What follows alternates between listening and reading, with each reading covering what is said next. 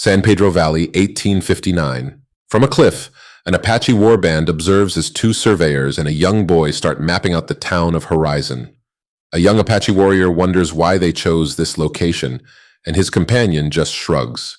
Meanwhile, Desmarais, a missionary, rides through the open desert drawn by a flyer advertising the new town of Horizon. He encounters a man at a ruined church who tells him he has already passed the town. Turning back, Desmarais discovers the bodies of the two surveyors and the young boy, murdered. He buries them and feels compelled to stay, determined to complete the work they had started. Sometime later in Montana Territory, Lucy arrives at a remote cabin and shoots the sleeping owner, James Sykes, in the chest. She frees his horse and then rides away with her baby, Sam. James, injured and bleeding heavily from his wound, tried to shoot at her but was unsuccessful. James, barely clinging to life, is taken back to his family's compound. The matriarch, Mrs. Sykes, orders her sons, Caleb and Junior, to track Lucy down. 1863. Horizon has grown into a small tent city with new settlers arriving regularly. The town celebrates in their dance hall. Frances Kittredge attends with her husband James, son Nat, and daughter Elizabeth before they all return to their cliffside home outside town. Late that night, the family is awakened by an Apache attack. The Apache set the town on fire and kill many residents. The locals fight back fiercely, with heavy casualties on both sides. A group of townspeople reach the Kittredge house and help Frances and her family defend against the attackers, but they are eventually overwhelmed. Frances and her daughter hide in a crawl space under the house, using a shotgun barrel pushed through the floor to breathe. Meanwhile, James and Nat prepare to continue fighting outside. Russell, a young local, escapes on horseback. The next day, the surviving townsfolk emerge from their hiding places to assess the wreckage as the Apache band returns to their mountain village. Russell reaches nearby Camp Gallant and alerts the U.S. Army about the attack. Lieutenant Trent Gephardt and Sergeant Major Thomas Reardon lead a group of soldiers to Horizon to evaluate the damage and help bury the dead. Gephardt informs the remaining residents that the town's location made it an easy target for the Apache.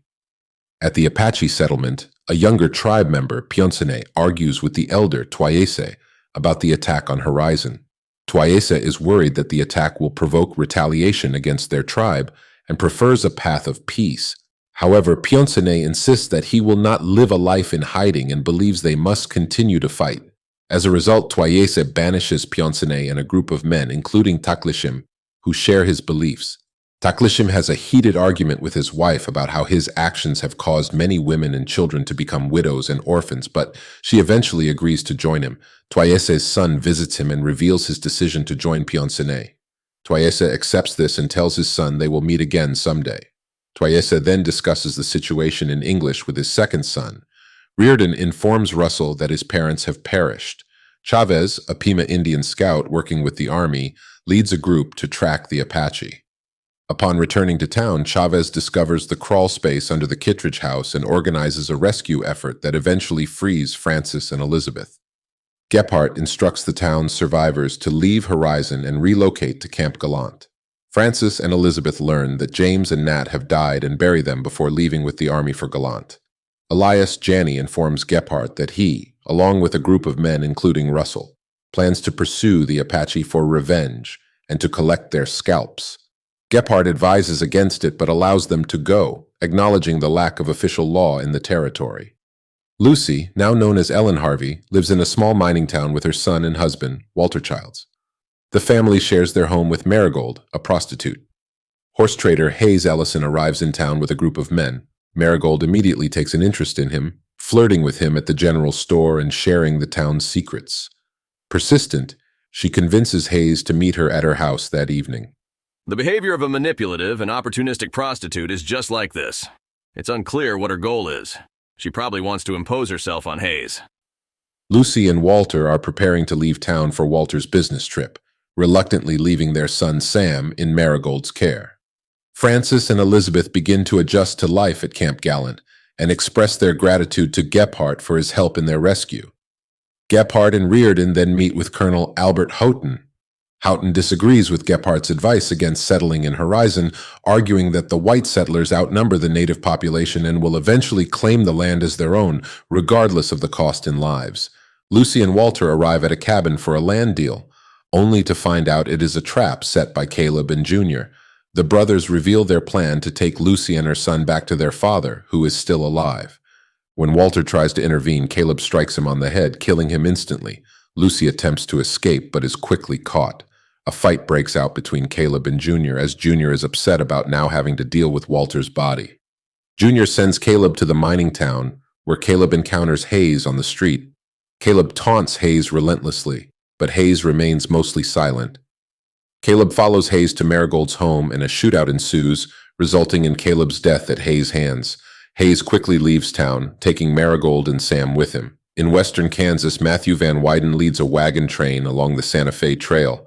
Among the travelers are an upper-class British couple, Juliet Chesney and Hugh Proctor, as well as the extended Kittredge family, including Owen Kittredge and his daughter Diamond Kittredge. During a rest stop to fix broken wheels, a horse goes wild. Diamond steps in and safely frees the horse, preventing an accident. Matthew reprimands Hugh and Juliet for not contributing enough to the group's efforts. Juliet stands her ground against Matthew, while Hugh quickly agrees to be more helpful. Reardon enlists the help of two young cadets to move furniture out of his home, while his wife, Mrs. Reardon, has tea with friends. Mrs. Reardon becomes upset when she discovers the men moving the furniture, as it belonged to their late daughter. However, Reardon explains that the furniture is for Francis and Elizabeth, and Mrs. Reardon understands his decision. Matthew notices two Pawnee scouts tracking the caravan and decides to take precautions by rounding up the group early for the night to guard against a potential attack. Juliet uses some of the group's scarce drinking water to bathe and is caught naked by two young men. Let's be honest, Juliet's body is both well-shaped and sexy. Hugh urges Matthew to punish the men, but instead, Matthew reprimands Hugh and Juliet for wasting the limited water. When Matthew confronts the two men, they deny the allegations and refuse to take orders from him. Later that night, they watch Hugh and Juliet from a distance as the couple settles in their wagon. Junior returns home with Caleb's body and informs his father that he has already sent men to track down Hayes and Marigold. Hayes, aware they are being pursued, observes from a hillside as Junior and his men search a small settlement. Marigold expresses a desire to stop running, but Hayes insists that the Sykes family will not let her live, and that they should remain in the mining town now that Junior has moved on. A contingent of the army is called away from Camp Gallant to fight in the Civil War. Francis and Elizabeth bid farewell to the soldiers, with Elizabeth offering a blessing that lifts everyone's spirits. Meanwhile, Elias, Russell, and Tracker encounter a native man and his family at a small outpost. Tracker urges Russell to shoot the man, but Russell refuses, and they let the family go. Later, Tracker suggests buying a few native men to assist in their pursuit of the Apache group. He implies that it will be difficult to find the exact men who burned down Horizon, so they should kill whoever they come across. Despite the moral ambiguity, Russell and Elias decide to continue the hunt. Marigold begins an affair with a traveling gambler who tries to persuade her to leave Hayes and Sam and go with him. Before making her final decision, Marigold sleeps with Hayes one last time. Well, now you understand that she found someone better and now wants to be a burden on someone else. And for last time, she wants to have some fun with Hayes and sex with him while he's sleeping. She then abandons Sam, leaving him in the care of a group of Chinese immigrant workers, and leaves town with the gambler. When Hayes wakes up and realizes Marigold is gone, he accepts the situation. By the riverbank, Frances, who was deeply infatuated with Gephardt, fixed herself up a bit and refreshed her face with some water before meeting him. After talking for a while, she finally managed to kiss him, and both felt good about the moment. Meanwhile, Tracker, Elias, Russell, and their group come across an Apache camp. They wait until the men leave for a hunt before launching an attack on the remaining women and children. Russell watches in horror as Tracker begins scalping the bodies. The group completes their grim task and departs before the men return. The film concludes with a montage of scenes featuring all the characters in their respective storylines from Part 2. Among these scenes is a first glimpse of Pickering printing additional flyers to advertise the town of Horizon.